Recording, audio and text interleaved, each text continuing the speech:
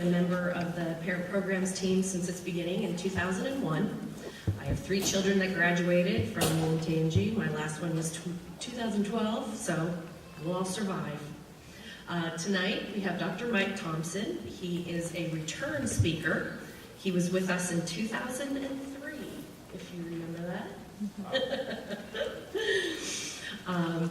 Our committee is district-wide. We have parents from our goal is to have parents from every school, and we're getting close. If you are interested, we have a link on the district website that you can click on and share your interest. We'd love to have you. We meet once a month during the school year just for an hour, and we have 3 forums every year. Our mission statement is to empower parents with information and skills critical to raising children in today's world. We provide information through evening parent forums featuring experts in areas relevant to raising children. We're a collaborative group of district staff, community members, and parents. We are completely funded by the elementary and middle school PTOs, and the high schools also give us a little money to help out.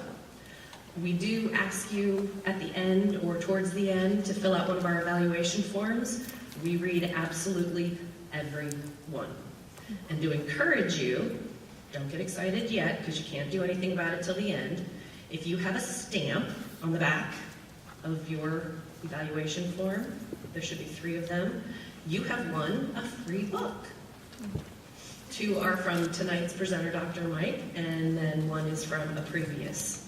So just look for one of us standing around the table at the end, turning your evaluation form, and we'll give you your book. If everyone could take a moment to silence their phones, that would be great, so we don't have to hear Hang On Sloopy in the middle. And as I said, tonight is Dr. Mike Thomson. For the past 25 years, our guest speaker, Dr. Mike Thomson, has been described as the master of entertainment, comedy, fun, and learning, in venues as different as small seminars and international conferences, or in his many live radio and television appearances. Dr. Mike, as he is known around the country, is the host of the award-winning 10-part television series In Search of Character that has been seen worldwide by millions of people, as well as the co-host of a television special called The Learning Lunchbox, which he recently filmed with Patricia Richardson, who many of you remember as the mother on the hit television sitcom Home Improvement. And I believe she's back out with another one. Dr. Mike is the author of 14 different books, including his best-selling book, Strategies for Saving Your Sanity in Parenthood, which is still on my nightstand since 2003, along with Your Big Poster, still hanging in my laundry room. He will be personally autographing here tonight in the back of the room. As a result of all his accomplishments, Dr. Mike is a highly sought-after speaker who has now lectured to over 2.5 million people worldwide, and we're so pleased to have him with us here tonight. And last but not least, this will not be a dull, dry, boring presentation. Dr. Mike has been with numerous HBO comedians in his career, making his talks always upbeat, positive, and definitely not boring, and I can attest to that. Help me welcome Dr. Mike Thomson. Okay, now, this working? You got this puppy on here? Yeah, he says, all right, one cheeseburger, french fries, and a Coke. Now, here's the thing. How many in this room are interested in learning from me, before we get out of here, a strategy to save your sanity? Second question, how many have already lost your sanity? Okay? Now, this is not going to be dull, dry, boring. How many have ever been to dull, dry, boring talks? How many have ever sat at a talk, conference, or something like that, and done something like this? Ever done that kind of stuff? Kind of snap your head back, get about 90 gallons of drool kind of stuff? Not going to be like that with me, okay? We're going to have a good time. This tough subject that we're going to talk about tonight. But I tell you what, we're going to have a good time. You're going to learn a lot. You go out of here and go, wow, that's some good tips, man. That's some good stuff, okay? Now, here's what I want you to do. I want you to answer a couple questions for you, for me here. How many in this room feel like you've been shot to a different planet compared to when you grew up? You remember when you grew up, people told you what? Hey, sit down. You sat down, right? They told you shut up, you shut up. They told you to roll over, you just look for the dish. How many remember those days? Now, how many think we have people in the world today with what we call an attitude problem? How many think we have people that talk back? How many have ever asked your son or daughter to do something? You ask them to do something, you walk this way, you come back and find out, hey, I haven't done it. How many in this room have ever said something like this? Get up there right now. Come on, be honest. How many have ever done this one? I've had it with you. Right up to here. How many have ever done this one? 1, 2, I get to 3, that little butt of yours is going to shine. Now, everybody do me a favor. Take palm of your hand, put it up like this. Take palm of your hand, put it on top of your head. Now go like this. Look to the person on this side, go like this. Look to the person on this side, go like this. Look back up here, now put them down. You know what I call these folks? Choice detectors. Don't have to detectors. MC Hammer can't touch me detectors. Ladies and gentlemen, when I look around, I see the age of many of you in the room here. You grew up on a planet like I did, where guess what? People told you sit down, you sat down. You had these, you were thinking of talking back to a mom, dad, cop, coach, teacher, boss. But if you would have taken, get rid of your pocket, by the way, and if you would have taken your hand out of the pocket about that far, how many agree with me? Show of hands, you would have got that puppy cut off. If you don't agree, show me your stub. Because I tell you, it's a whole different, but you know what? I've had the good fortune, man, as a professional speaker, and a guy that goes around the world speaking to over 2.5 million. Get people call me up on radio shows. Those young people back there that are manning the board here, the high school kids and some of these middle school kids, call me up on radio, television, talk shows. Hey, Dr. Mike, you gotta help me, man. My mom and dad, man. My mom's on my back. My dad's a wiener, man. He's a wiener, you know. They're grounding me. They take the phone away. They're taking the car away. You know, Dr. Mike, what's the big deal? Drinking? Come on, everybody's drinking. Hey, the whole school's getting high. Even the janitor's loaded. Ladies and gentlemen, what I'm going to tell you tonight is, guess what? Welcome to the new planet. But I'm going to teach you a strategy to save your sanity. Because I've been finding these. These have been coming up, up, and now they're coming right out of the womb. I don't have to. I don't have to. Remember this? 1. Remember this? Back on the old planet, all you had to do was 1, they were gone. Nowadays you go 1, they go what? You're not the boss of me. How many have ever heard that? And if you got any kind of tamper on your hand, you got any kind of a kid with any kind of inside of them, that's a kid that when you go 1, they're like, you're not the boss of me. Or you go 1, they go, show me 3. Show me 3. Come on, bring it on. Go ahead, ground me, Mom. Go ahead. Go ahead, Dad, take the car away. Go ahead, take me off the team, Coach. Come on, I don't care. Go ahead, boss, fire me. Go, Mom, ground me for the whole week, because you know what? I'll be with you the whole week. Ladies and gentlemen, how many understand this is why parents buy their kids luggage for graduation gifts? And you notice, it's now going from high school, let's have graduation at middle school, maybe elementary, let's give them luggage. Kids call me up on radio shows, how do I get my parents off my back? I wrote a very popular book around the country just for kids called Getting Your Parents Off Your Back and On Your Side. I come to auditoriums like this, high schools, and sometimes you go, how can you talk to high school kids? How do you do it? I start out by going, hey, how many are just glad to be out of class? I go, whoa, yeah. You know, how many have ever been to adult drive boring times? Yeah, you know. How many would like to get your mom and dad more off your back? Oh, yeah. Have more money in your pocket? Yeah. Get teachers off your back? Yeah. They all want it.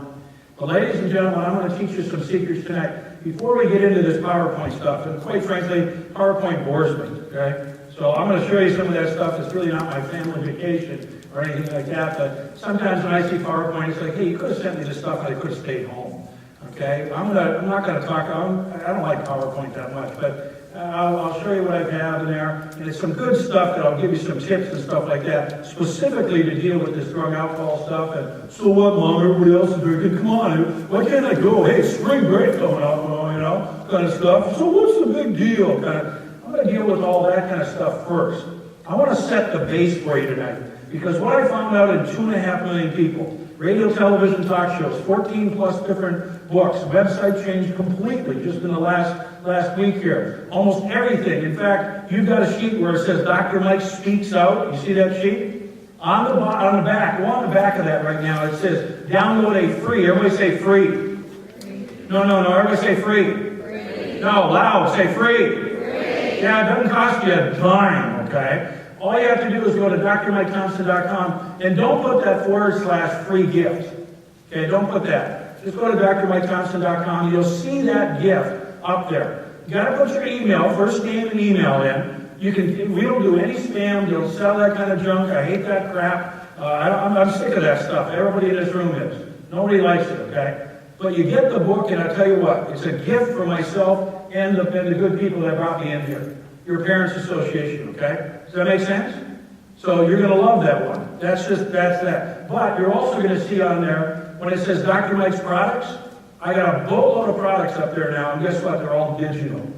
Why? Well, Dr. Mike, we want it on iPad, we want it on the cell phone, we want to, you got something cheap, big fella? What do you got? Yeah. $5.95. $5.95 stinking cents. How many in this room could part with $5.95? You could. You ate more for dinner tonight, or a snack. But what I decided is, you know what? I'm on a mission. My mission is to help people. Help people who help kids, live with kids and work with kids, and help the kids and the people do the right thing. That's my mission. So why gouge people, you know? You only need so much money to live in life and that, so make it so it's easy for people. So please, do me a favor, go there when you're, later today or tonight or whatever and all that. Now, let's get going. Here's what I want you to do. Everybody help me out. 3 things. By the way, I'm going to teach you a strategy to save your sanity. We'll set the base. You'll start to really think a little bit differently with me. And then we'll get into the particular issues of tobacco, alcohol, drug use, and how do we really intervene if something's going on, and how do we deal with those kinds of issues, because, man, they're scary, scary kind of stuff that's going on nowadays. Before we get into that, I want you to do this. Everybody help me out. 3 things. Say power. Say control. Say choices. Everybody take a hand. Put it like this. Now go like this. When I say power, control, choice, you can put your hand down. Some of you, the older you are in this room, when I'm going to teach you power, control, choice tonight, you can put your hand down, okay? I won't let you do that the whole night. But here's what it is. Some people go, wait, Dr. Mike, is this what you teach young people? You teach them power, control, choice? Yeah, I do. Oh, no. I think that's the problem, see. I think what we should do, in fact, my grandmother, before she passed away, my grandmother saw one of my television shows. She goes, Michael, is this what you're teaching people? Power, control, choices, and what is this? She pointed at my dad, her son, Bob. She said, Bob, you know what I'm going to say. And she had a finger 4 foot long. Bob, there's an old saying, you lead a horse to water and make it drink. You don't want these kids to use drugs and alcohol. You don't want these kids to smart off to their parents. You want them to get good grades. You want them to have good work ethic and all that stuff, Michael. All you do is you grab them like a pony. You lead them over to the water, and if they don't want to drink, put their head in the water. That's what you do. You don't take any guff from them. She was one of these don't take no prisoners, Edna is who she was. She didn't take anything, man. But how many agree that things have changed over the years? Because now we're lucky to even get the pony over to the water. And if we get the pony's head in the water, some will choose to drown. Some will choose to come up and do this. You know what that is? So. How many of you have ever heard that? You ever heard this one? Whatever. How about this one? I don't care. Cool. So. Oh. That's this. So what I'm going to teach you tonight is how to throw. Everybody take 3 fingers. Go like this. Go like this, this, and this. Everybody help me out. Say influence. Say salt. Say influence. Say salt. Say influence. Say salt. And you're wondering, why are we saying that? Well, you know what? What I learned years ago is this. Hey, come here.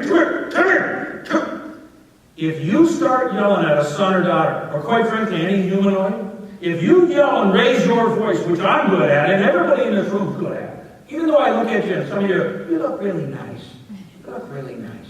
But you know what? We can raise our voice.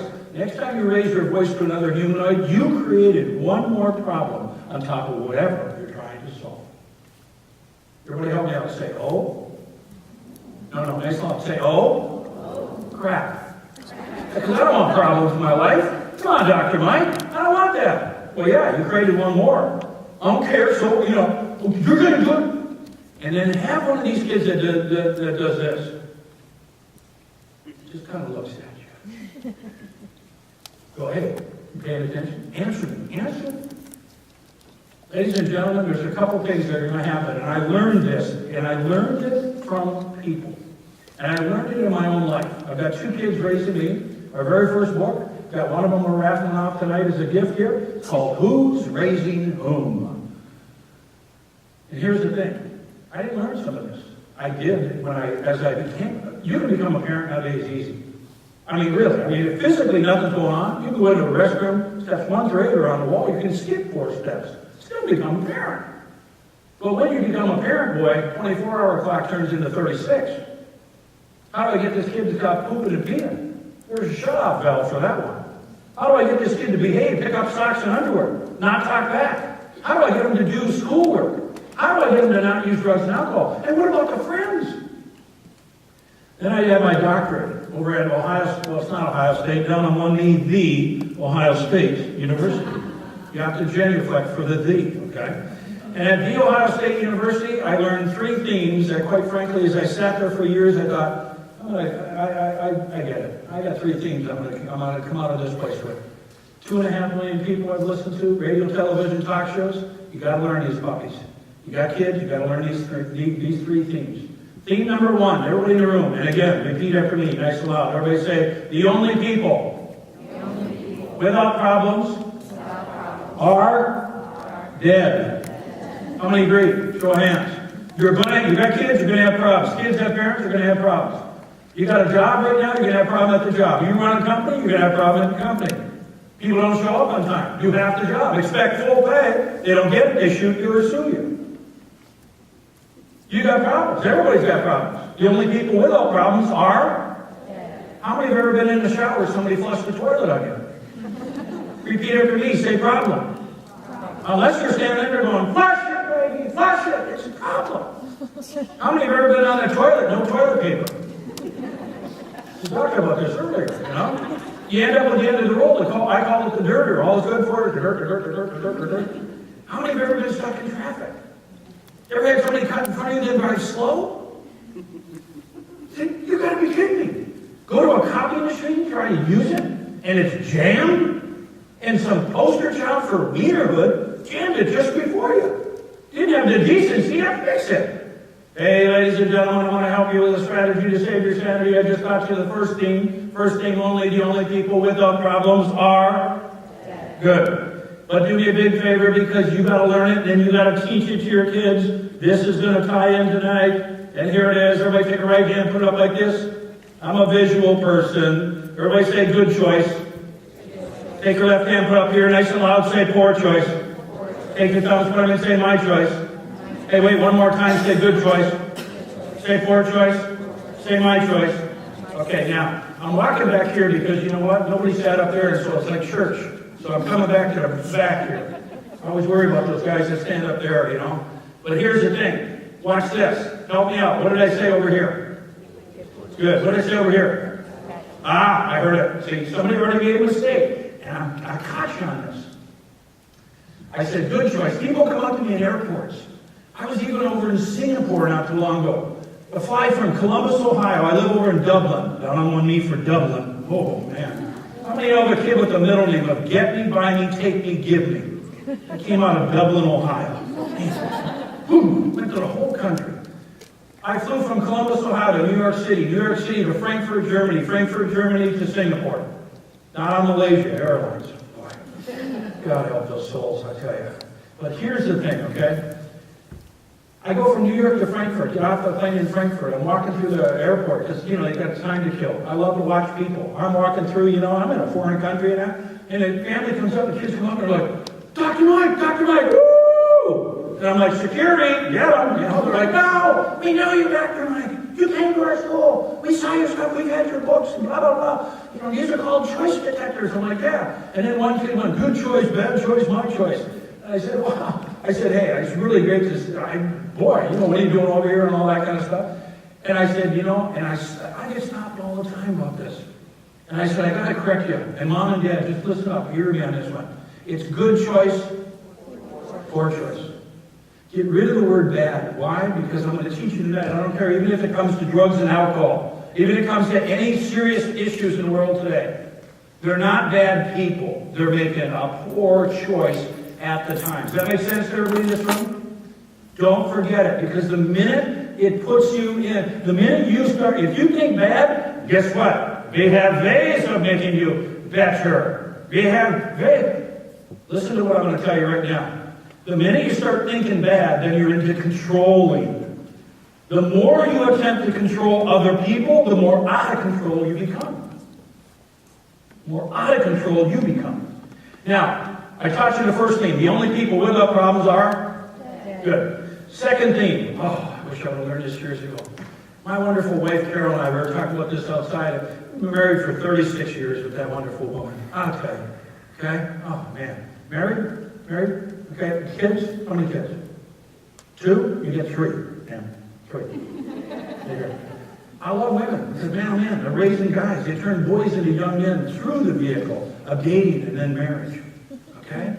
Because we guys, we're idiots, man. I'm okay with that. But we're idiots. And sometimes we have to teach each other that. But here's the thing, okay? What I learned about this wonderful thing called life is that I needed a second theme. So the only people without problems are dead. Carol and I are going to have problems in our own relationship, because that's just what life's all about. We're going to have problems in day-to-day. We're going to have problems with our kids. But we've got to learn good choice, poor choice, my choice. And the second thing is what really saved my sanity, big time. Ladies and gentlemen, repeat it for me. The world is filled with a boatload of jerks. Yeah. Now, some of you have married them. Don't point. Don't point. Some have dated them. Some have worked for them. You don't work with them. You work for them. Okay? Now, when I go out and do these school talks, a lot of times they'll say, Dr. Mike, could you come out and do all the kindergarten through 12th grade staff because we have a no school day, the kids aren't here, and I should work with this staff. Yeah, I'll get up on the stage, they'll pack the auditorium, and I'll go, hey, I'm going to teach you a strategy to save your sanity. Repeat after me. The only people without problems are dead. And everybody laughs and giggles and like, yeah, you know, I have problems over in my building, and I tell you what, you're right, man, I get that. And then I go, hey, the world is filled with a boatload of jerks, and immediately I know where the elementary staff are all sitting. Because they're always like, no, don't say that. No. You be nice to me, I'll be nice to you. Sticker, sticker, sticker. And you know what? I love elementary schools. You do too. It's great because watch the kindergarten teacher. All they do is line up, and they go potty in groups of 90. I don't have to pee. They're going, okay. They love it. And they get stickers all over, and they're nice and sweet to everybody, and everybody's pleased, and thank you, and nappy time, and snacky time, and all that kind of stuff. And the parents are actually together, too. The parents support each other. Oh, the sleepovers are chaperoned, and everything is going hunky-dory. Until they get it. No.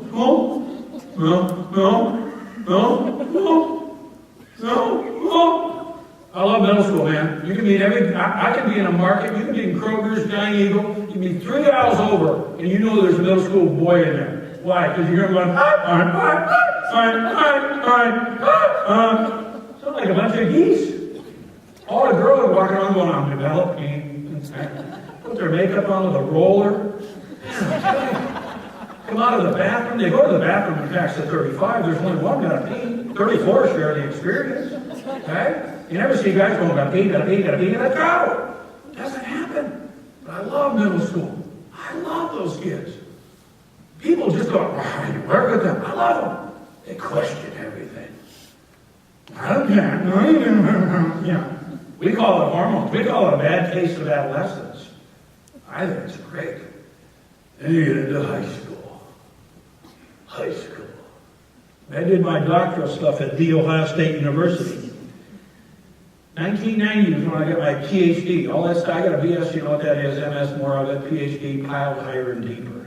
And I'll tell you what, when I got my PhD, we did the first study, and I think they're still doing it in this area, in the schools. And it's called the Primary Prevention Attitude Awareness Usage Scale. And basically, it was surveying kids, at-risk kids with at-risk behaviors, grades 6 through 12. That was the guy that started that whole thing. You know what we found out? We found out a lot of different variables, and we found out a couple really interesting ones. By the time a kid graduates from the 11th grade, in their head, they consider themselves graduating from high school. Making university 5 years a night. Starting when? Senior year. What's the number one most mimicked behavior that at one time was clearly college and is clearly down to high school? Spring break. I'm going to spring break. Mom, Dad, you're an idiot. Nothing happens down there. No, really. Really. $5.95. You go pick that book up. Your kids are going to spring break? At least just read a couple pages. Help you out with that one. The hidden dangers of spring break. $5.95. There isn't anybody in this room who wants to be Natalie Holloway's mom or dad. Not one of you. My wife and I, Carol and I, all the way. And by the way, if somebody ever tells my wife and I, oh, go to hell. Oh, I said the bad word. Oh, go below. I don't have to. My wife doesn't have to. We've already been through middle school and high school with our kids. Because I'm going to tell you from my heart, ladies and gentlemen, guess what? You're going to meet a lot of jerks in the world. And I love jerks. I didn't like jerks before. I didn't like the parents that let their kids go to spring break unchaperoned. Even the ones that said, what's the big deal? Let them sleep over in the boyfriend-girlfriend thing. They go all go to prom. They sleep over with your date, you know. It's no big deal. Come here. How long have you been an idiot? I used to get mad. I love them. I love jerks. Charlie Sheen? Yes. Lindsay Lohan? Yeah. Tiger Woods? Trifecta. Ben Roethlisberger? Yeah. I love people who cheat on their boyfriends and girlfriends. What? Yeah. The ones that cheat on their husbands and wives? Love them. Racist people? I love them. Oh, Dr. Mike, you went too far. No. Listen to what I'm going to tell you. I just taught you the only people without problems are? The world is filled with a boatload of? Love jerks, because get this, and teach it to your kids. Jerks teach you and I how not to be. How many? Show of hands, how many agree? Everybody do me a big favor, just take your two fingers, go like this. You don't even have to go to the website and spend a big $5.95. Just take your fingers, go like this, put them on your eyelids, now go like this. Now take your fingers, put them on your earlobe, now go like this. You know what? Just watch and listen. Watch for the idiots in the world today. Watch for the jerks. And watch whatever they say or do the complete opposite. Do the complete opposite. You'll have a great family, you'll have a great life. Will it be tough? You bet it will. There's a subchapter in that book out there, Strategies for Saving Your Sanity in Parenthood, called The Willingness to Wear a Helmet and a Flak Jacket. When our son Chris came to us, and now our son Chris, he's 33 years old, married, got a great wife Julie, a little granddaughter Reese, who's going to turn 3 here April 19th. Coolest thing, man. Holly, 31 years old. Just recently got married January 4th here over at St. Bridget of Kildare in Dublin. Lives up in San Diego. And what happened is this, neither one of our kids went to spring break. Either one. How could you do that? Chris came up to us, I remember at prom time. Junior year. My mom, I'm going to go to prom. Really? All right, cool. Who are you going? Allie. We're going with Allie. Oh, yeah, okay. Yeah. They prepare for the prom, which all kids do. All of a sudden what happens is, a couple days before the prom, Chris comes back up, Mom, Dad, he's going to let you know that, on Saturday, that's the prom, and we're going to go to dinner, and we're going to go, well, number one, there's going to be this picture party thing. You guys are invited, but you can only stay for like 12 and a half minutes, okay? And then after that, we're going to go to dinner, and then we're going to go to the dance, and then after the dance, we're going to go to this cabin, and we're going to spend the night at the cabin. And I was just kind of wondering, can I go? Can I go?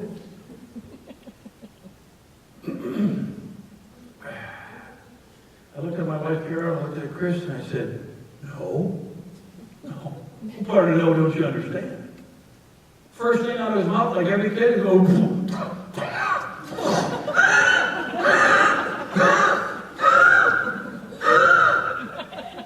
Thanks a lot, my life is ruined. Shut up, you don't have a life to begin with. If any kid tells me their life is ruined because they can't go to some sleepover with some chick that they just met not too long ago, and their life's ruined, and I get sucked into that as a parent, I'm an idiot. I had to stab myself in the eye with a carrot. What the heck is wrong with me? It's not my kid. People call me up there and say, what's wrong with kids? Nothing. Parents. Right? Parents. They're idiots. We're surrounded by them. You're going to be very lonely if you hold your kids accountable. Very lonely. Allie's mother came over to Chris, my wife and I, because Chris went, he got the word. We went over to the picture party time. Girls got their hair up like a radar dish. Got to go like this to turn through the door.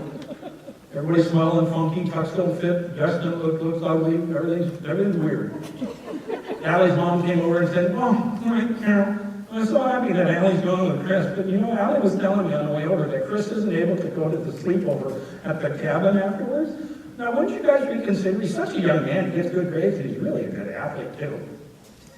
Everybody take your hand, put it all like this. I'll put it right here. But I'm telling you, some of you got it. Some of you can do this. I couldn't. I looked at her and I, "How long have you been an idiot?" And I walked away, and my wife, you know, because you go over there and apologize for it. I come back and I go, "I got to apologize somewhat for calling you an idiot. My wife told me to come over here." But I tell you what, I got to tell you, you know, I would think as a mother, you would be so tickled to death that my wife and I are trying to hold our son to be accountable. And not to be a boy, because boys sleep and shack up with girls. Young men don't. I would think that you as a parent, you would love to have my decision that I made. That go to the dance with your daughter, and guess what? We'll meet up for breakfast in the morning, maybe at our house or somebody else's. But we're not going to send them to an all-night party. And they're not going to spring break where, "Oh, we went with them." No, you didn't. You saw when you left the airport, and you met up when you got back on the plane. Don't be playing those games with me. We went to spring break with our kids. They still had the structure. Everybody help me out. Say structure. Say structure. Say structure. Ladies and gentlemen, you don't get nothing from me tonight. You get this and get it clear in your head. Every stinking kid that I've worked with in this country, and I love them all, and I've been in some of the toughest juvenile lockup prisons in the country, and every kid wants structure. They hate the word rules.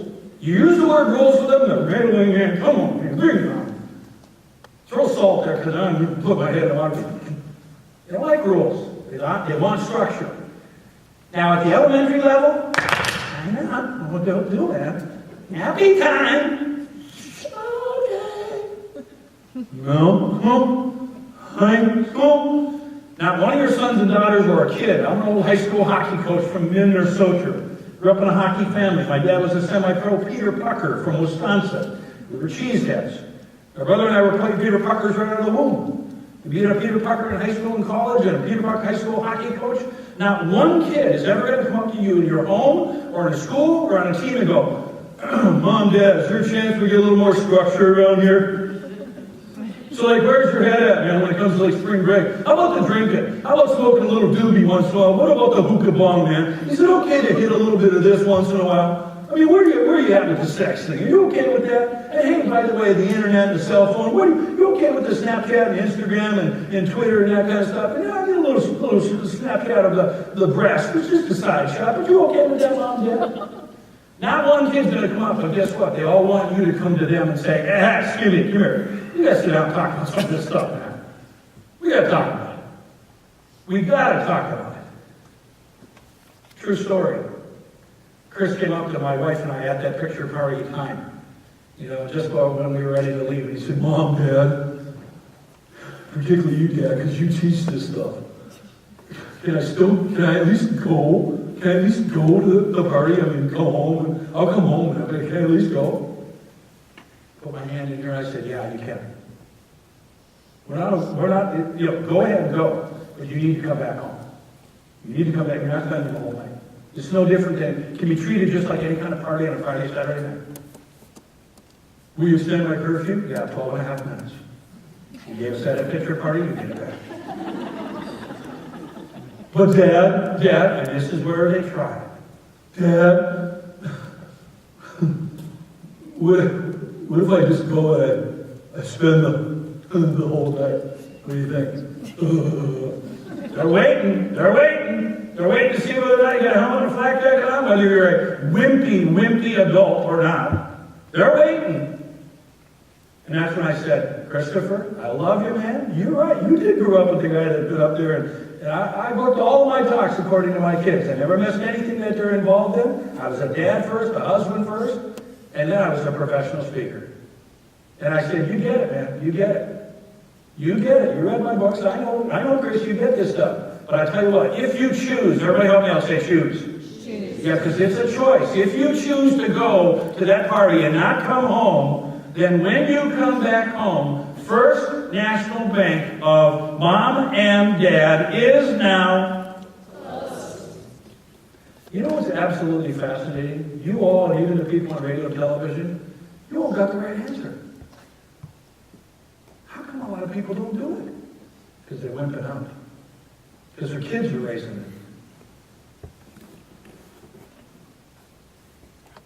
Until you make a decision that, in this home, the difference between a house and a home. House is where you check in, check out, grab a towel, bar of soap, check for messages at the front desk.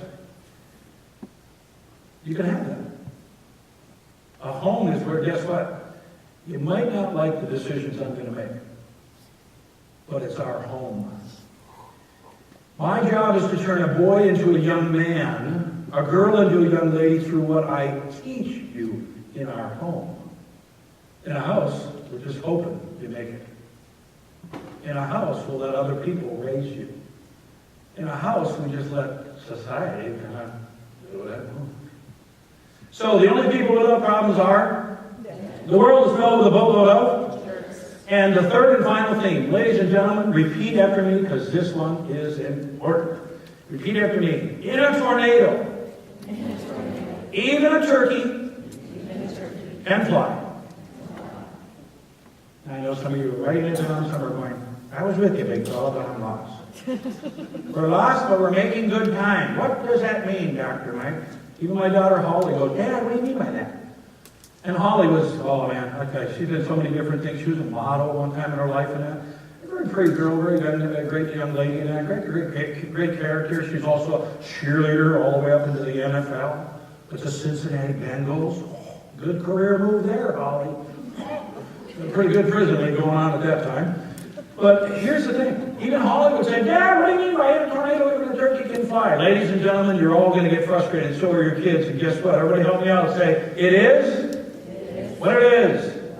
Hey, I don't want to make this a big Christian kind of thing, but I tell you what, God gives you a great thing called life. You know what? He gives you 1,440 minutes of every day. He doesn't say you get less, you get more. Everybody gets 1,440. And you know what? Do with that 1,440 whatever you want. That's when I started to figure out, even when I opened up the very first adolescent drug alcohol treatment program at the Mayo Clinic. The WFMC, the world famous Mayo Clinic, the Department of Psychiatry and Psychology, where I think they studied me for a couple of years. We had, you know, what does that have to do with this inner tornado, even a turkey can fly? Don't ever give up. Even if somebody's got a drug alcohol problem, it's not the end of the world. Somebody ends up pregnant, it's not the end of the world. You end up bankruptcy, bill problems. You end up in the economy is in the tank. You lose your job. Hey, it is what it is, man. Stick a fork in it. But you know what? I tell you what, ladies and gentlemen, right now, I'm like Jake and Elwood on the Blues Brothers. I'm on a mission from God. I'm so sick to death of victimhood, blamehood, and entitlement. I can gag. You owe me. Shut up. I don't owe you squat. I got fired. You owe me. Government owes me. We'll help you if you're down and out. Because people nail me on radio shows. No, you're not a real help. I'm a helper, man, but I tell you what, we got enough people who stand in line who, quite frankly, you get 99 weeks of unemployment and you don't go out and look for a job until the 90th week, you're lazy. You don't have a job, your job is to find a job. Show of hands, how many agree? People don't agree. And you know what? People don't agree with me. The ones that don't agree with me are the ones that are, guess what? Waiting for the money. We have a responsibility to teach that to our kids and teach to our kids, guess what? You're never, and because my daughter goes, what do you mean, Dad? In a tornado, even a turkey can fly. You're going to have tough times. But you're never, ever stuck unless you choose to think, act, or feel stuck. If you think out there owes you, whoa, pony, Where did that come from? When a kid has a get me, buy me, take me, give me attitude, and a young lady, Catholic girl at a Catholic school, sues her parents, and you all saw this one. You owe me college. Oh, you owe me. We've been beat. You owe me a car. When I got to Dublin 25 years ago, when we moved into Dublin, I went up to that very first high school, pulled into the lot, and I thought, whoa, these teachers, administrators getting paid some good bucks here. I was in the student parking lot. And it hit when my kids got there too. I get a car. Say what? I get a car. You'll be lucky if you use one of Mom's or my car. Number one. Number two, who's putting gas in that car? Well, you're going to give me a gas card. How long have I been an idiot? Help me out here. I need a proctology exam for that. What is going on? Who's paying insurance for this car? You got to put me in college. I do? You see where this has gone haywire, folks? I have control over my wallet. I have control over it. And I tell you what, if you're not getting anything in return, all I get is a snot-nosed attitude. I get this kid doing this and not good grades. Why in God's green earth would I give a kid a useful car? Why would I get that kid continuous money? Why would I continue to give him an ATM card or whatever? And people go, but he got a snot-nosed attitude. Cut the stuff out. Attitude problems are because people get things that they don't have any right, or excuse me, they should not be getting. They're getting something for nothing. If you get something for nothing and you continue to get it, you'll still have a crappy attitude. You'll still have a crappy attitude. We have met the enemy today as us. Now, the only people without problems are dead. The world's filled with a boatload of jerks. In a tornado, even a turkey can. Good. Here's what I want you to do. We're going to tie this kind of into this chart here, okay? In this chart, you have the 4x6 card of this. I'm going to go into this real quick, and then I'm going to give you a quick story about it. Then we're going to get tied into the whole drug alcohol issue, and hopefully you'll be able to see how this all ties in. This poster was designed by my daughter Holly when she was in the 2nd grade. Everybody do this, go, ooh. Yeah, 2nd grade. Pretty cool, huh? Holly had no clue that she was responsible for designing this in the 2nd grade. When she found out, she wants royalties on everything we sell. I'm a no race, no fool. Here's what happened, and see if you can figure it out. My wife and I, we had a structure. We had a structure. Structure was 8:30 bedtime. Chris is in 3rd grade, Holly's in 2nd. We came into the family room of our home in Dublin. Come on, guys, let's go. Bedtime. Get ready for school. Come on, guys. Take you all. Get ready. Go upstairs. Come on, brush teeth. Get ready. Gotta go to bed. Come on, guys. Let's go. Chris and Holly got up. Holly froze like a deer caught in headlights. I said, honey, what's wrong? She goes, I got a project due tomorrow. Any posters, stickers, paper, glue, sprinkly stuff? Ah! Show of hands. How many can relate? Everybody's been through it. Everybody in this room. And you know what? Immediately I looked at Carol. She looked at me and I thought, oh, man. Jump in the car, half naked, go to the all-night Meijer store, up and down the aisle, going, I need poster paper, sticker, aisle 7, great. You come home, your son or daughter says what? You got the wrong color. That's when I came up with 2 things. Number 1, everything. I mean, everything is legal in your mind. And number 2, I came up with this poster. Because, oh, and by the way, everybody do this real quick, go like this. I can't believe they're doing this, but this good audience, good audience. You're the fishes. In the book that's sitting out there right now, in that book that I'll sign for you, 20 stinking bucks for it. In that book, no fluff, just answers. Mark Victor Hansen, Chicken Soup for the Soul, Guru, he's only sold about 8 gazillion books. He said, Dr. Mike will give you no fluff, just answers kind of stuff. In that book, what I talk about is I talk about people coming in the world with a tackle box. I never saw it until I started to really look. My daughter had a friend named Emily. Emily, really good at pouting. How many know somebody really good at pouting? Just go in your neighborhood, by the way. Find a relative who's really good at pouting. And all I did was watch. And she would almost take like a little lure called pouting and throw it out there like this. And then she would do this. Now watch my eyes, because if you don't watch my eyes, you won't get it. She'd always do this.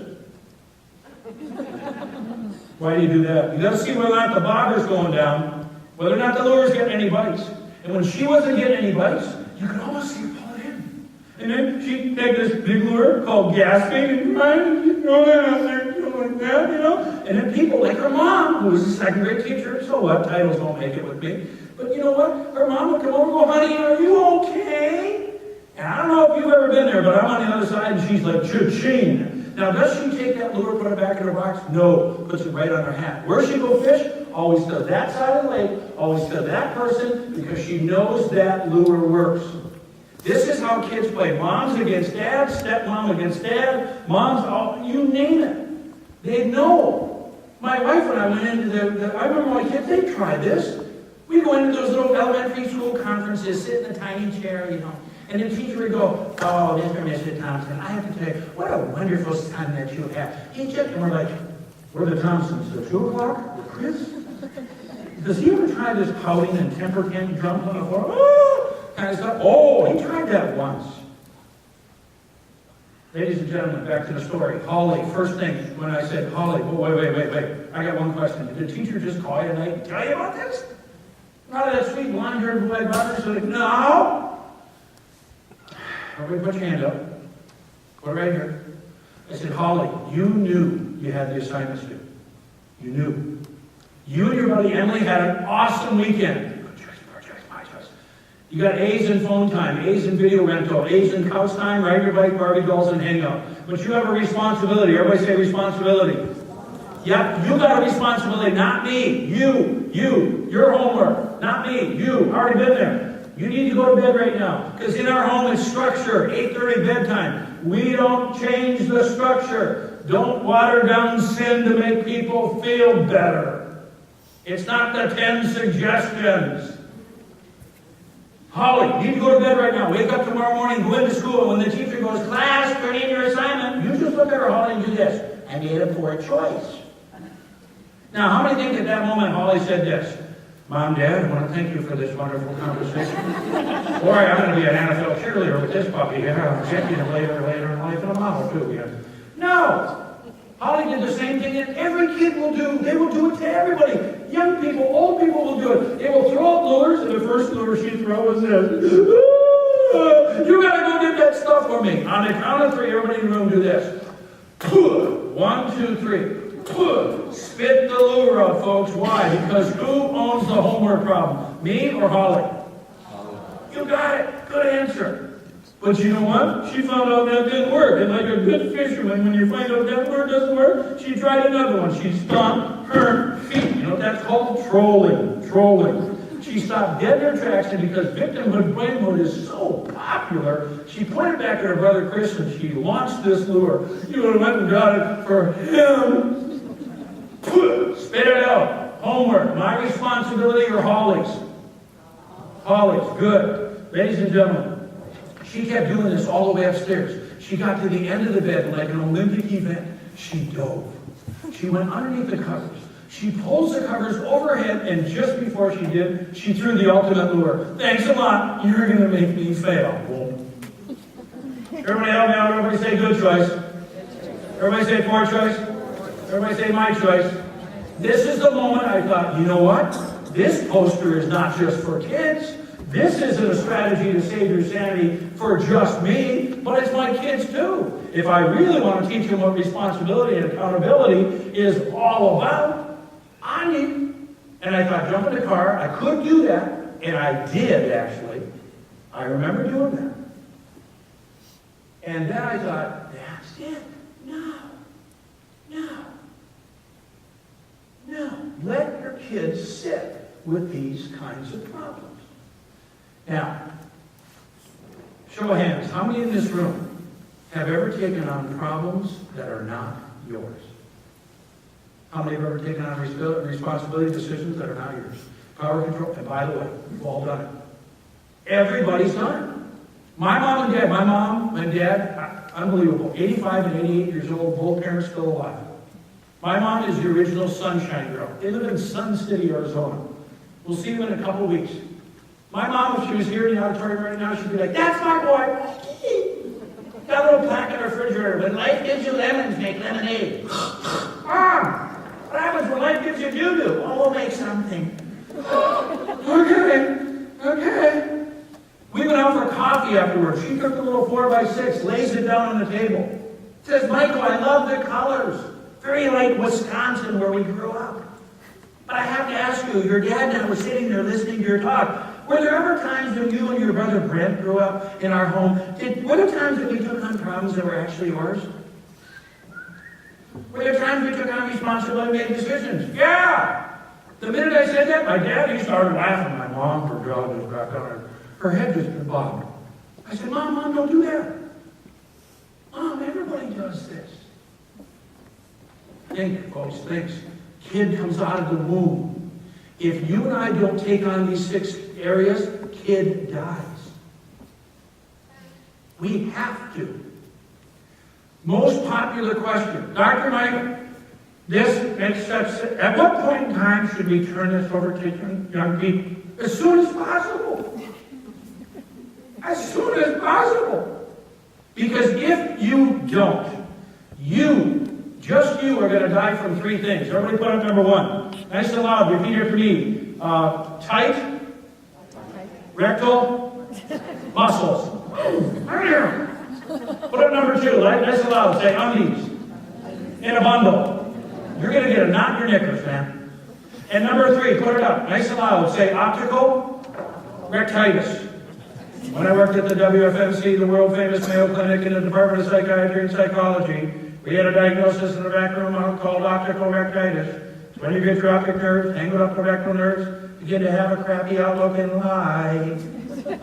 How many know somebody suffering from one or all 3? How many know somebody in terminal stages? Ladies and gentlemen, until I started, wait. I'm getting crazy over problems that are not mine. I'm getting crazy over responsibilities, not mine. I agree. Exactly. For America. Everybody do me a favor, you got a hand on that poster. Take your hand, go like this. Take your right hand, go like this. Everybody take that hand, point it at the person on the left of you right now. Point it at the person on the right of you. Now point it up to Dr. Mike. Very quickly, take a look at that hand. You've got 1 finger pointing out. How many fingers you got pointing back to yourself? 3. Everybody help me out. Say power. Say control. Say choices. Push your hand out. Nice and loud. Say, oh, crap. Yeah, because I come up and do this. Say, welcome to life. Welcome to life. Oh, welcome to life. If your kids were here right now, and those high school kids, if they were your kids right now, they'd say, hey, guess what? From this point forward, your mom and dad will never ground you again. And they're like, yeah, your poor choices will. And they're going to say at the top of their head, oh, crap. And guess what? Your snot-nosed attitude is going to lower your curfew. That car is a privilege. You will use it when you act and behave appropriately. You act like an idiot, you act like a boy, you act like a girl, not a young man or a young lady. You are choosy. Everybody say choosy. You're choosing to sit on the bench. You're going to pick splinters out of your butt until you can figure out how not to use drugs and alcohol and be on an athletic team that signs the athletic code of conduct.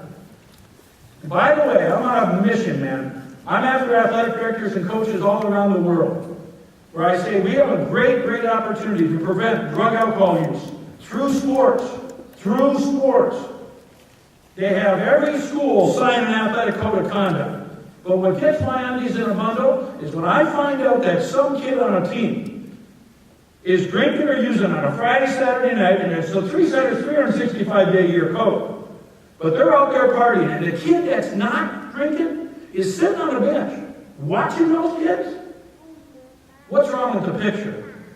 One thing. The administrator, the coach, and anybody else who saw it, heard it, or read it. That kid ought to sit. Show of hands, how many agree? But now you're right there with me. Hey, come on, fluffy and muffy, they'll be fine. They'll get over it, they'll learn from it. It can be the best thing you can possibly do with your son or daughter. Hold them accountable. Let them sit in their own earned doo-doo. People do this. How long? As long as it takes for them to smell it. Watch this. 20 years ago, I'm up on stage. I made this up on stage.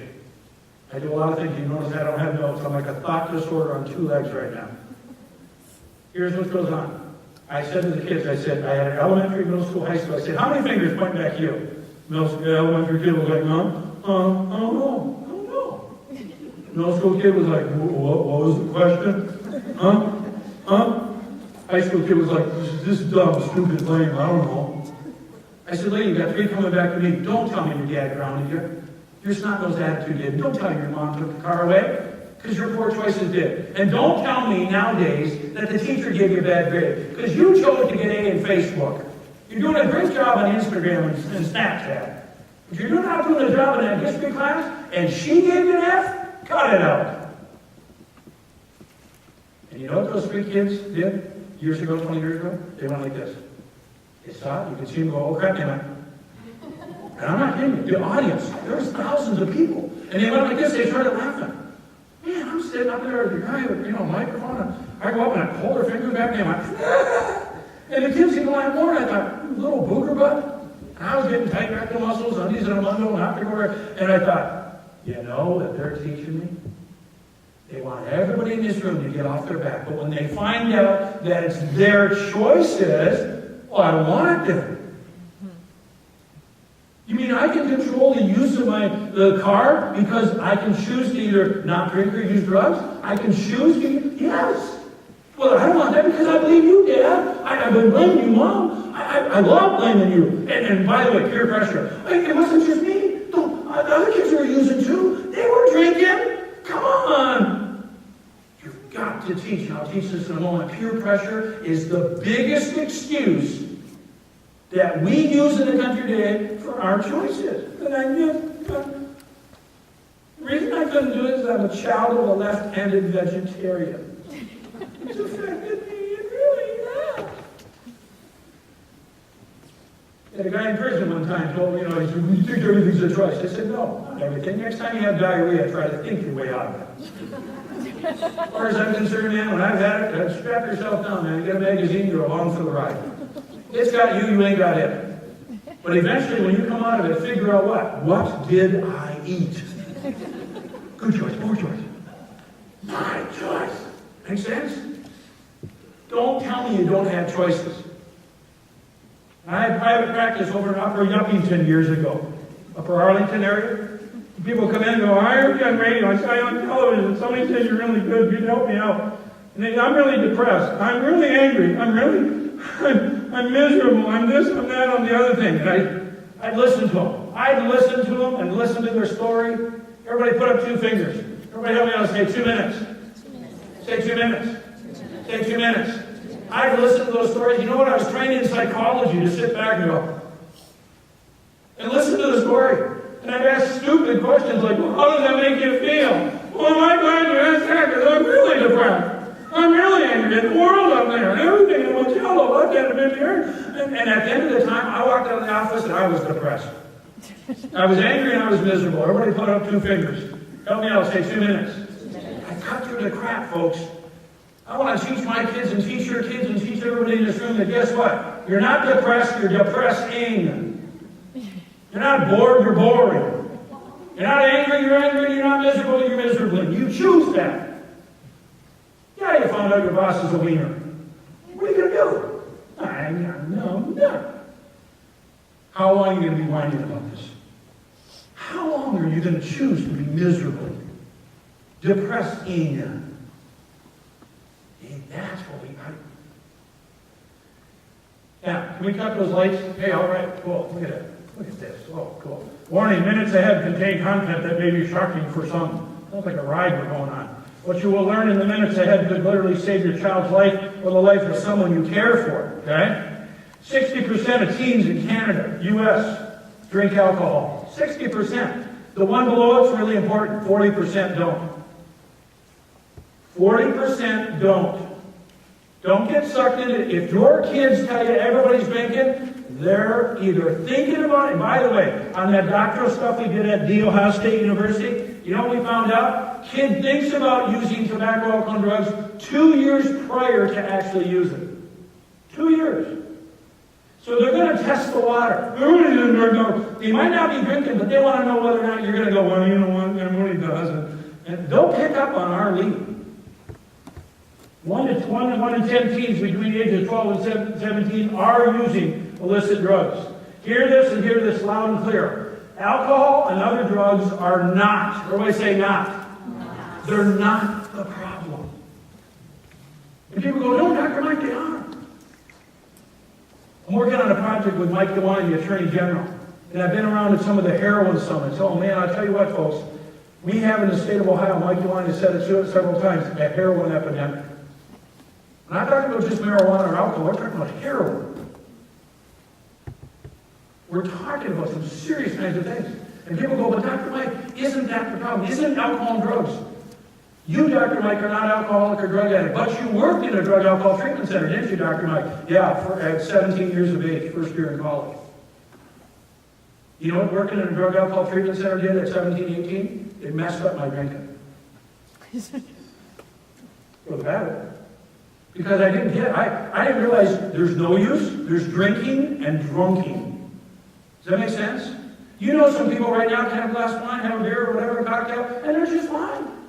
And you know others? You go, they weren't drunk. What's wrong? What's going on with you? Because there's a difference. And by the way, adolescents, when they get into drinking, it's very rarely drinking, it's drunking. It's drunking, okay? It's the choices that the person is responsible for making at the time. That's the problem.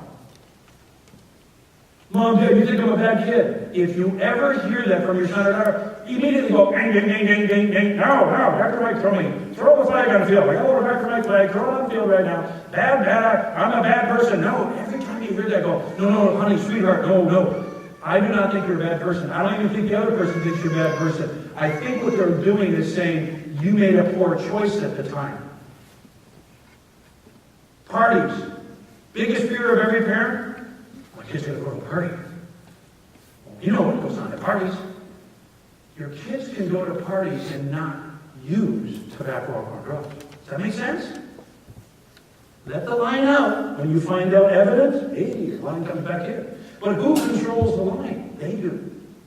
Not you. I'll teach you some tips in a little bit here. Here's a few prevention tips that work. Tattoo the acronym TEAM on your forehead. Everybody say team. Team. Say team. Say team. Yeah, I need 4 people to help me out. 1, 2, 3, 4. Come on up here.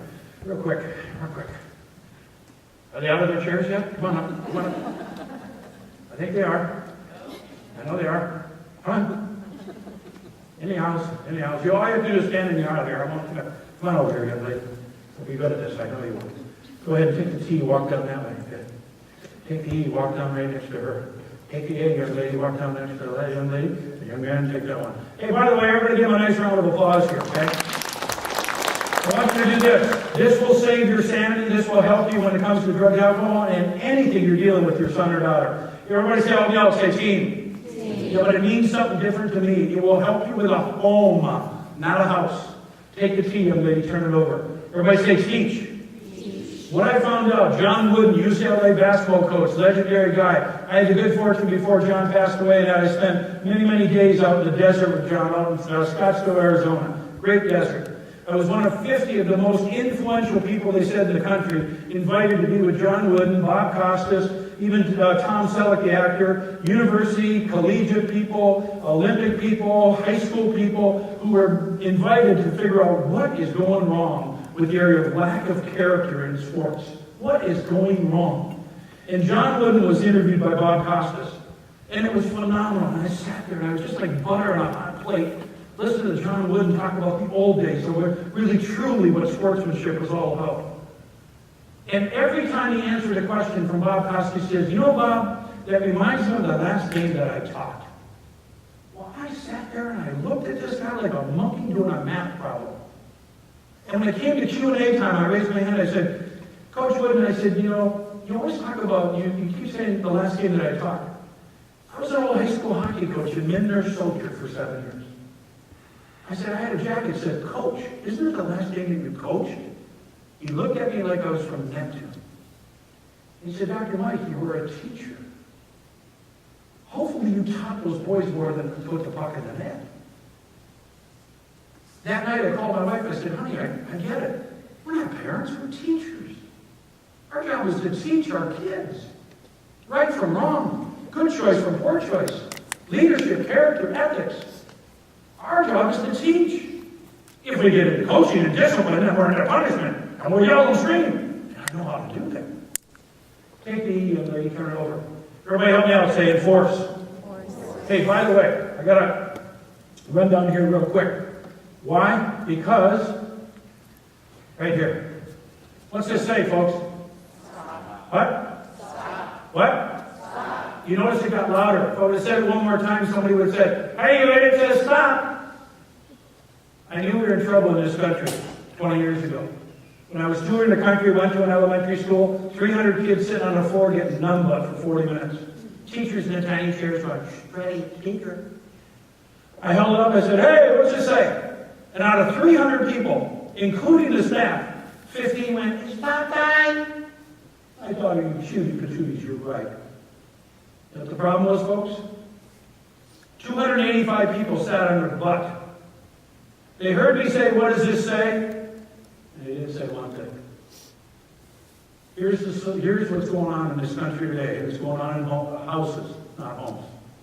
And this is where we're in trouble. Help me out, repeat after me. Evil will continue to triumph as long as good people choose to say and or do nothing. I'm not talking about that, you know what I'm talking about? All the junk. The drinking, the drugs, the sexting, the internet out of control, the cell phone, the kids talking back to mom and dad, just treating them like dirt. People just doing the junk that's going on in the theater, texting, just rude, obnoxious, customer service, whatever. People don't step up, speak up, and speak up. That's our job. My job is to say, honey, you're not going to spring break. Unless we go, when do we leave? Does that make sense? If you go to your sleepover, your date, Allie, Chris, come on, let's sing. Kumbaya, ready? Kumbaya. Get it? My job is to enforce. Take the A, turn it over, young lady. Everybody say advocate. Advocate is when for a year and a half I filmed around the country in search of character. You know what we found? Great character in young people. You gotta advocate that, hey, 40% are out there not using it. You can be better than what you see out there. Yeah, there's people that lie, cheat, and steal, but you don't have to lie, cheat, and steal. You choose to. You can choose to be a jerk. You can choose not to. The project I have going on with the Attorney General's office called See, Share, Stop. You know why? Chardon High School shooting. It put me over the edge. I've been to Columbine, I've been to all these schools, and every time you can rewind the tape, a kid commits suicide, now called bullycide, if it's related to bullying or cyberbullying. School shooting. Somebody's being picked on, I don't know what it is. You rewind the tape, somebody saw something, somebody heard something, somebody read something on Instagram, Twitter, Facebook, MySpace. Someplace they saw it in text message. They saw it on the bus in the locker room, out there in the community, and they did not step up, speak up, speak up. Speak up. How many agree? And as a result, somebody's dead. We've got to advocate that, guess what? We can do better than the junk that's out there. The schools I work with say, not here. Not here. We don't do that here. We can act better. We can talk better. Not here. They want structure. I love the kids. Because if you give them permission, they want it. Take the arm, turn it over. Everybody say model. Toughest thing you'll ever do. Remember I told you, alcohol, drug treatment field, age 18, working in that. Messed up my drinking. Why? I knew how to drink. I grew up in Superior, Wisconsin. There was a required course before graduation at our high school, and definitely in college. But you've got to figure out, guess what? What kind of model am I? If I want my kids to be respectful, how do I treat my wife? How do I treat this person? If I want integrity, am I the one stealing things and saying, oh, well, the company, big budget. Now, do me a favor. You folks can come walk over here, hand me those cards. Everybody give them a nice round of applause here, okay? Thank you, thank you, thank you, thank you, thank you, thank you, thank you. Okay, a couple other things here, okay? Take a look at this. Here's what you can do to reinforce team. Create opportunities, and that's what it is. It's an opportunity. Create an opportunity in your home for discussions about alcohol and drug use. You know what people say? If we start talking about sex, they'll have sex. They're already having sex. Yeah. There's drinking out there too. Talk openly about it. There's no research to say, and I'll talk about another one later, that it's not a good thing. A no-use policy. Be very strict about this. Say to your kids, no, I'm not okay with you using. Well, what about just a little bit? No. It's okay to be drug-free. There's a boatload of kids out there, and I've been around a lot of them, that are tobacco, alcohol, and drug-free. And peer pressure, man, teach it. Teach it. Create opportunities to teach. See the word teach underlined? Definition of good character. Here it is, ladies and gentlemen, repeat after me. Good character is making good choices, even when no one is watching. The Better Business Bureau made me a national spokesman for the Better Business Bureau Center for Character Ethics. Ooh. I work with the young people in the areas of workforce readiness. Well, you know what? The biggest problem that people have in the workforce today is hiring people. Because number one, they don't show up. Or if they show up, they do half the job, expect full pay, they don't get, they shoot you or sue you. Or when they do show up, everybody at work goes, oh crap, they're here. What do we do with that stinker? Their attitude stinks. We can't put them with customers. And you let them continue to work there? That's your problem. Well, you know what? Here's the thing. Good character. I say to kids, I say to these high school kids back there, hey, are you responsible? Yes, I am. I tell you what, when your mom and dad aren't watching, how's it going then? Because that's the true test of your character. I had the Eddie Haskell syndrome, leave it to Beaver. Hi, Mrs. Cleaver, why you're looking stunning today. In front of my mom and dad, I could do whatever and say whatever I wanted to because I thought they would do me. But behind their back, oh boy, whole different. Yes. Use of the newspaper, Google, religion, and reputation tests. These will help you, folks. Next time your son or daughter says, well, you know, I'm thinking about it. Just do this, honey. It's called the newspaper test. The next time that you're thinking about maybe drinking, maybe stealing something, doing whatever, I don't care what it is, it's all choices. Would you want to read that decision on the front page of the newspaper? Would you? Because if you would, good choice. If you wouldn't, you know you can be better. You might have to teach the Google test because kids don't know what a newspaper is. Google. And by the way, I have a whole different talk on the internet, on internet safety, okay? $5.95. You get the whole thing. $5.95. You get think before you click. All the sanity-saving tips you and I need as a parent about the internet because it scares the bejeebers out of everybody in this room. I'll give you a hint on this one. Better Business Bureau. Colleges. They do not read a kid's application for college or an application for a job nowadays. You know what they do? They go right to Google. They put in their cell phone number. You go home right now tonight, just do this. Put in your kid's cell phone number, including the area code. It will pop up any place that on the internet. You may not like what you see. Put in your son or daughter's name. It'll pop up. What I tell every kid is, guess what? The bosses and the colleges, they can't figure out how they didn't get the job. You know why they didn't get the job? Because on a resume, I have a 4.0, 4.3, I'm in the National Honor Society, I've done a whole bunch of different sports, man, I'm really good at that stuff. And you know, I seem to be a really good person, and I want to be a good person for your company.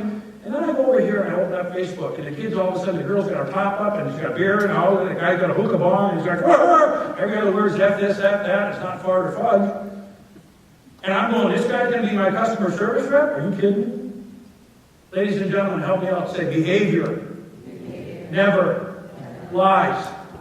What I tell kids is, guess what? The other thing you need to know, folks, religion test. Guess what? Next time you have a decision to make, you just think about the religious leader you have. Would they feel comfortable on Saturday, Sunday, or whatever day that you practice your religion, getting up there and saying, I just want to let you know, one of our people in our group here, this is what they did over the weekend. How's that fit?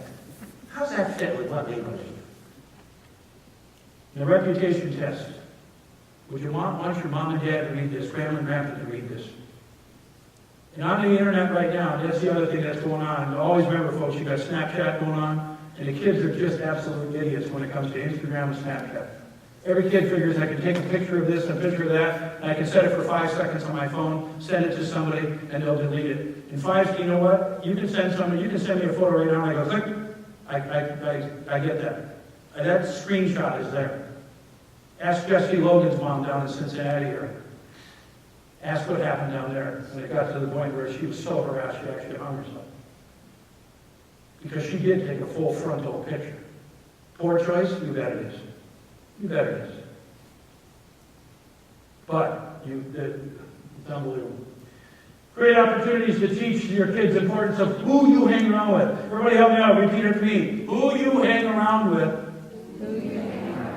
you become. If you're hanging with people that drink and use drugs, you're going to drink and use drugs. Now, now.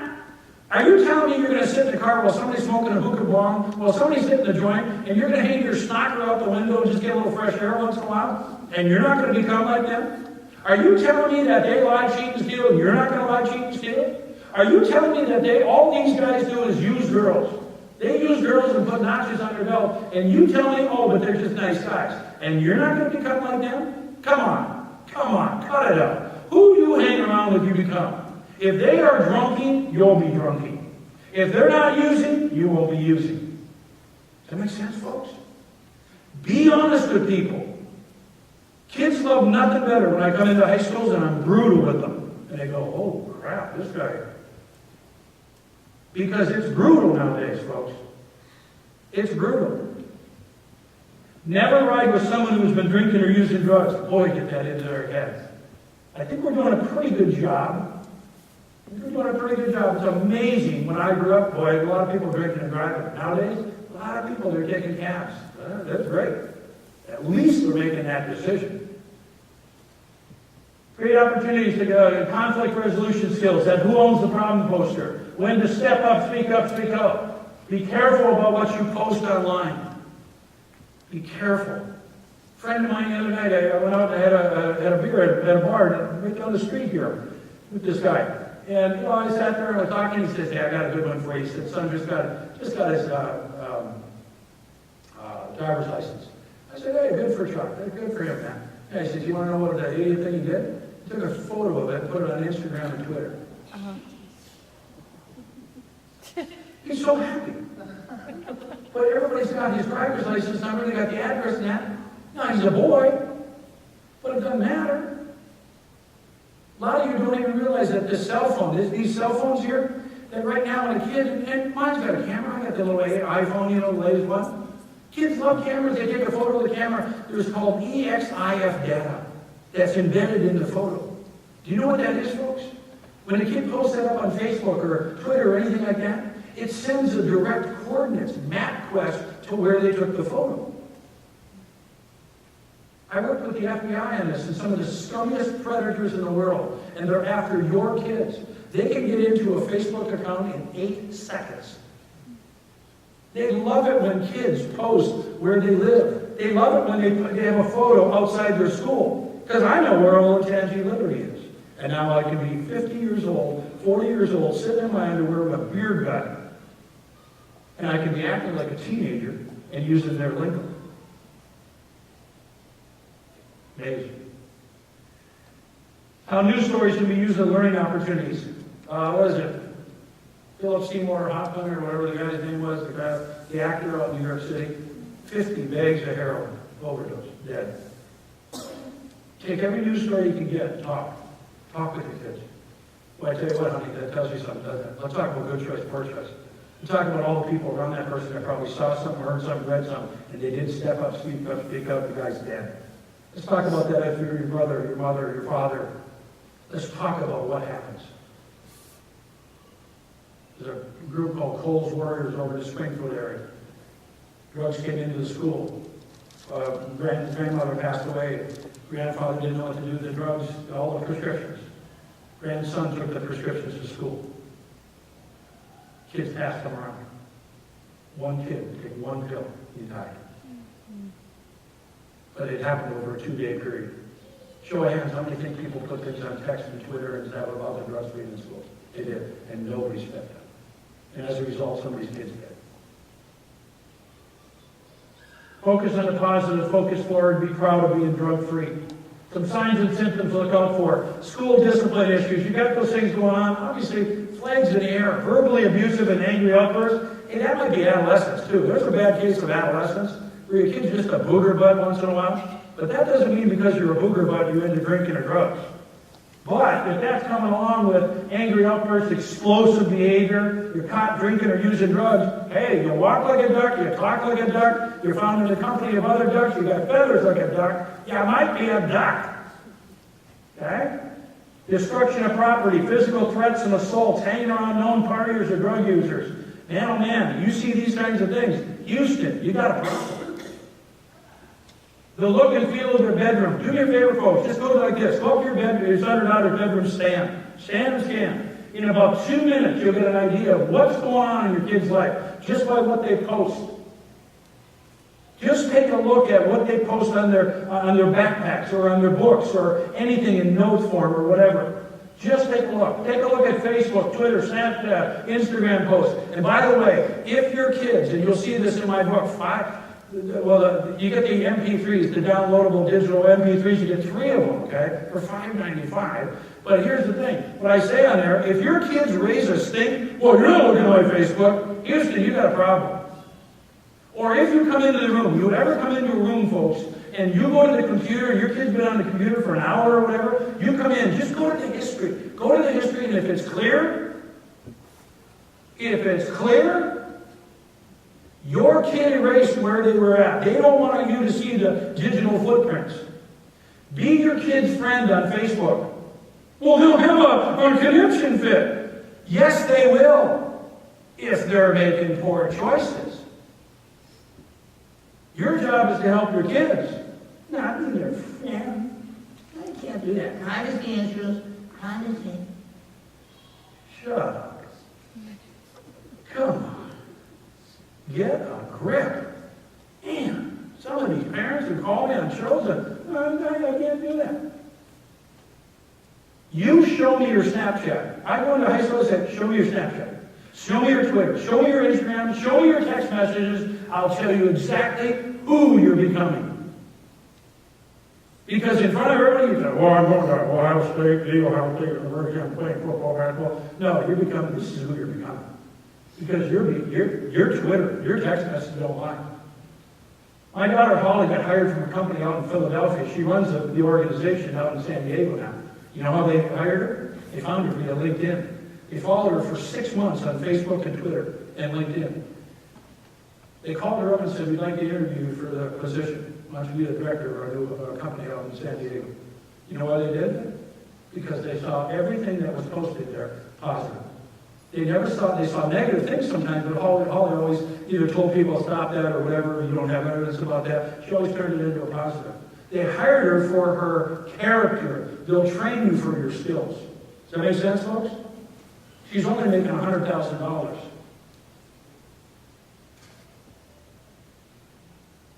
She's only making $100,000.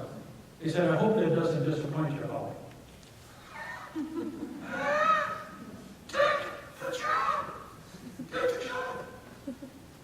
She got hired for her character.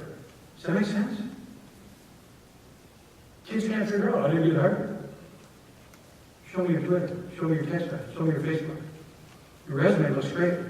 That's why they didn't hire you. That's why you didn't get into college either. That's why the kid over the Steubenville rape case blabs it out and they put a YouTube video out and he goes, well, so what? She was drunk, she deserved it, whatever.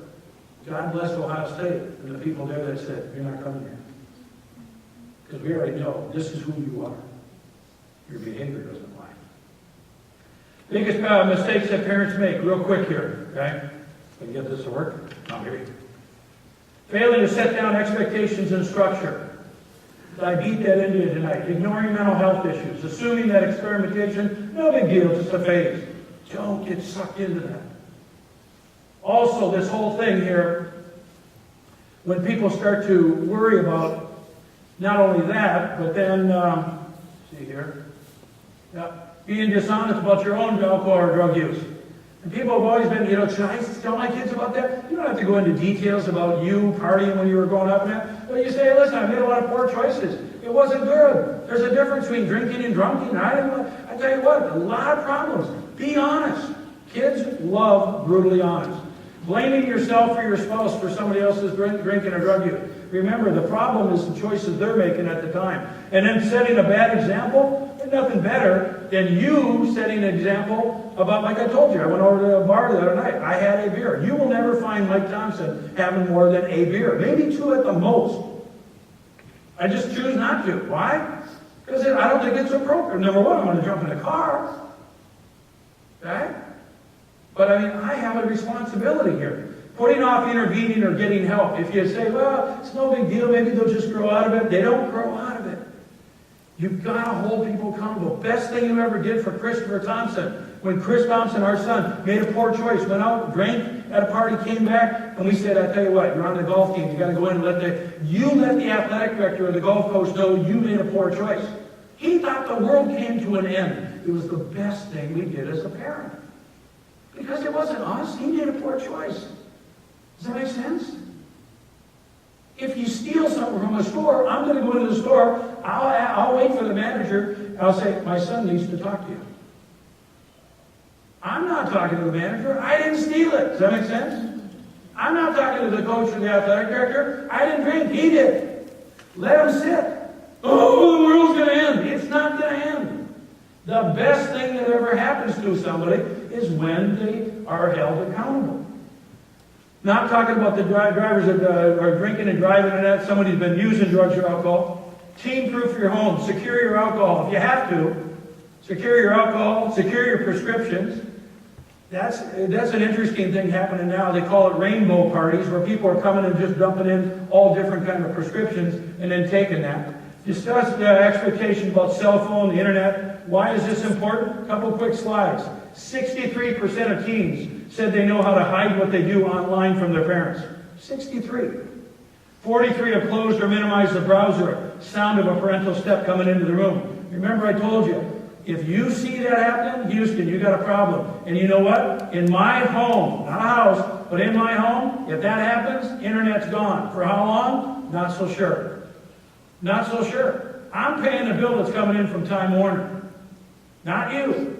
You pay the bill from Time Warner, you can do whatever you want. You want to watch all the smut you want? I hope you don't. You want to do all the junk you want? I hope you don't. But the internet's not the problem. It's the choices you make, son or daughter. And if you're not going to follow my expectations, I'm not putting that thing in my house. No, I'm not giving you access in your room. 65% of high school students admit to unsafe, inappropriate, illegal activities online. Here's the 5 things that parents have a right to know. And I'll tell you what, folks, don't forget these. Hey, where are you going? What are you doing? And if you get this, I'm going out. Well, where? Oh, where? Oh, hey, within the state of Ohio? Maybe. Get a little more specific. Who are you going to be with? How are you going to get home? And what time will you be home? That's not, everybody, well, I don't know if I should have some. Nothing wrong with that. That's called being a parent. Last thing, you want to reach out to me? You got the website. You got it at the bottom of that card that you got. It's called It's All About Character. But even with It's All About Character, it'll come right to drmikethompson.com. And if you notice, Thomson has no P. Nobody pees on my name. Okay? I always want to put a P on there. Nobody pees on my name. And you can call me. You can go to the downloadables. I already beat that into submission and that. You want to get those kinds of things. These are $20 out there. I'm going to sign these puppies till we all leave and all that kind of stuff. But let me do this because we're running short on time. If you have any kind of questions, any questions from the audience before we head out here? Any questions that are lingering in anybody's mind here? Any questions? Hey, Doctor, and by the way, ask this kind of question. Hey, Dr. Mike, I know a kid who lives in another state who, and I'd like to know what to do in that situation. Because I never want to talk about somebody's son or daughter or anything like that. Is there any kind of, yeah? One question. What if you did see that your kids are getting into the wrong group, and they're friends, but you can see them differently than me? How can you help them? It's a great question. What if your kids do get into the wrong group? Well, the kids that you're going, they're just not, I'm a little concerned. It's a great time to sit down with your son or daughter, sit down and talk with them about that. This is what I'm seeing. I'm a little concerned about these kinds of things. I hear some rumors, I hear some stories, or we know some facts in that. The thing that your son or daughter is probably going to say, but Mom, I don't do that. Dad, I don't do that. Okay, it makes sense. It's like you go over to Tuttle Mall, and you go to Tuttle Mall with 5 of your friends, and they all get yanked up out of Macy's into security. Why? Because they saw people stealing from that group. And when they get into Macy's, they're going to do this, empty your pockets. And all 5 of them empty your pockets. I'm hoping, I'm praying, man, that my son or daughter, when they empty their pockets, they just have lint. Does that make sense? Because what they proved to me, and these other ones empty their pockets, and they have stuff with tags on them that they stole. That means that, guess what? Great opportunity to teach your son or daughter, you, my man, you, young lady, made a good choice, but take a look at who you're hanging around with. Does that make sense? I can't choose my kids' friends, but I surely can influence my kids' friends. I don't have total control. Because the other thing is, people say this, you're not going to wear that, you're not going to wear that. Kids will change on the bus, or they'll change in the bathroom when they get to school. So I can't control it, but when I find out about it, that's when I can make everything a learning opportunity. So when I find out about the big party, or I find out about the shoplifting or whatever, my first years ago, I would come in and be like, hey, leader! But I want to come into Macy's, and I want to talk to security, and I want to say, can you tell me what happened? I need to know what happened. Well, this is what they saw on the video camera and blah, blah, blah. And what specifically now about my son and that? Well, we have him down there. He emptied his pockets and that. Nothing but lint came out. Okay, I need to know that. Okay, what about the other kids and stuff like that? I'll deal with my kid. My kid made a good choice, okay? But my kid's probably going to be asked not to come to that store again, okay? Because they're going to suffer consequences because of the group. Does that make sense? And my kid's got to learn from, hey, who you hang around with, you're either becoming or you become, and you want to go down this direction. Does that make sense? And, sometimes kids go, but they're the only ones to hang around with. No, that's not true. Not true. Not true. It's like a kid who tries to convince you everybody's drinking.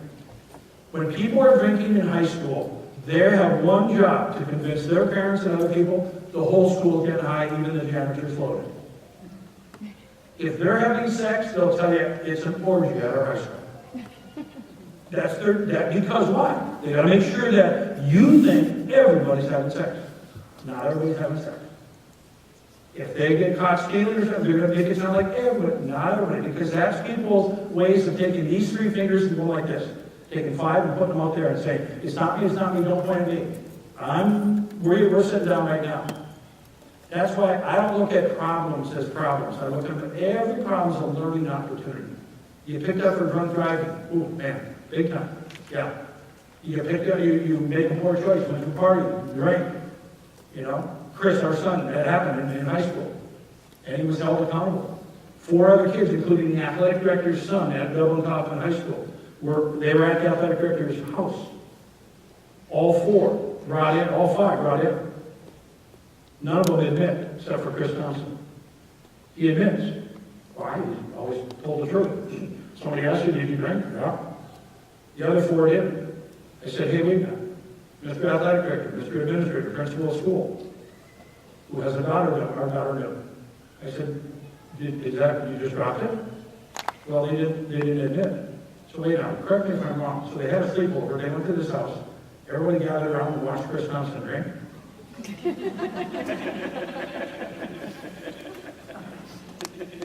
I said, I was 21 years old working in high school back in Minnesota. Kids would have come in, I would have said, we're not leaving the office. We're not leaving the office. About 60 to maybe 120 seconds. Okay, fine. I was drinking. Okay, good, thank you. How about you? Yeah, that's it. Oh, okay. How about you? Yeah, I don't know. Okay. So now everybody's watching Chris Thompson. Well, we asked them, how long have you been at agents? And here's the thing, true story. Kid's been in and out of treatment 3 times. 3 times. In and out of treatment 3 times. Show of hands, how many think that if they would have held him accountable back in his junior year in high school, maybe, just maybe, he might have gone a different direction. You know I know. Was it tough for Mike and Carol Thompson? Absolutely. That's why somebody ever tell us to go to hell. What happened? Been through it. Tough time. Tough time. Tell them back at time. But you will get through it. And if you turn it into a learning opportunity. Okay? Now, I'll entertain questions all day long out there. Let's go out there, grab some snacks and stuff like that. I'll meet you out there in a moment. Take care, gang. Thanks, Chris. Thanks a lot.